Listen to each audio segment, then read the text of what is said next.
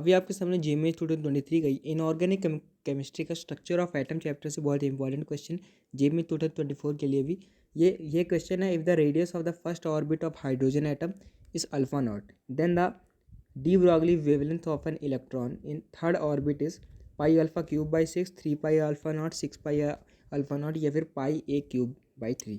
तो फिर दोस्तों यहाँ पर आपको आर में या फिर अल्फ़ा में, क्योंकि इसमें आपका दिया हुआ है जो आर नॉट होता है आपका radius of the first shell, वही आपका अल्फ़ा नॉट दिया हुआ है। तो फिर आपको तो यहाँ पर आर और लैम्डा में आपको सबसे पहले रिलेशन देखना होगा। तो फिर दोस्तों पहला रिलेशन तो आपका होता है एंगुलर मोमेंटम से। आपको पता है कि ये क्वांटाइज होता है बोर के ऑर्बिट में, और ये होता है mvr is equal to NH/2 pi, ये आपका होता है। और आपको ये भी पता है कि दोस्तों जो लैम्डा होता है वो हमारा जो डी ब्रॉगली वेवलेंथ होता है वो अब आपका h/p होता है या फिर h/m भी होता है, जहाँ पर p आपका मोमेंटम है, m मास है, v velocity of the electron है। ये तो आपको पता ही है।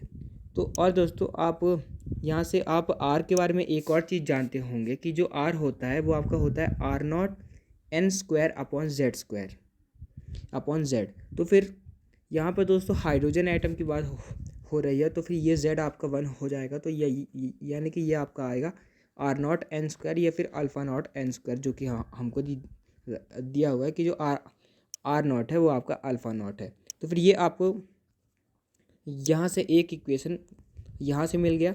अब उसके बाद दोस्तों एक सरकमफेरेंस की हम बात कर लेते हैं कि जो 2πr होता है वो आपका होता है दोस्तों n लैम्डा।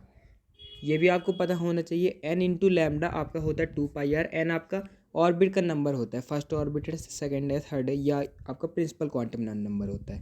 तो अब यहाँ से आप r की वैल्यू रख देंगे α0 n² is equal to n lambda. n से n कैंसिल हो जाएगा, और हमसे दोस्तों n की वैल्यू इन्होंने थर्ड ऑर्बिट में पूछा हुआ है, यानी कि दोस्तों हमारी n की वैल्यू हमारी 3 है। तो फिर हम यहाँ पे n रख देंगे 3। तो फिर अब आपका ये आपका हो जाएगा 2 पाई अल्फ़ा नॉट इंटू 3, यानी कि आपकी डी ब्रॉगली वेवलेंथ का रिलेशन अल्फ़ा नॉट के साथ आ गया है 6 पाई अल्फ़ा नॉट। तो फिर ये आपका आंसर भी हो जाएगा इस क्वेश्चन का, 6 पाई अल्फ़ा नॉट आपका आंसर हो जाएगा। तो ऐसे आप बेसिक जो आपके इक्वेशंस हैं सरकमफेरेंस का, रेडियस का, एंगुलर मोमेंटम का, इसका यूज़ करके ये बहुत ही कंसेप्चुअल क्वेश्चन आप कर सकते हैं। Thanks for watching, keep learning. अगर आपको ऐसे ही कंसेप्ट से समझ कर आपको ये जेईई के PYQ समझने और आपने कंसेप्ट को और स्ट्रॉन्ग करना है, तो आप हमारी जेईई की PYQs की प्लेलिस्ट देख सकते हैं हमारी डिस्क्रिप्शन से, जिसमें हमने अभी तक 20 PYQ सॉल्व किए हुए हैं जेईई के। Keep learning with Abhinav channel को जरूर सब्सक्राइब कीजिए, क्योंकि ऐसे ही हम क्वालिटी क्वेश्चन आपके लिए लाते रहेंगे ताकि आप जेईई में अच्छा स्कोर कर पाएँ। Keep learning with Abhinav. Thanks for watching.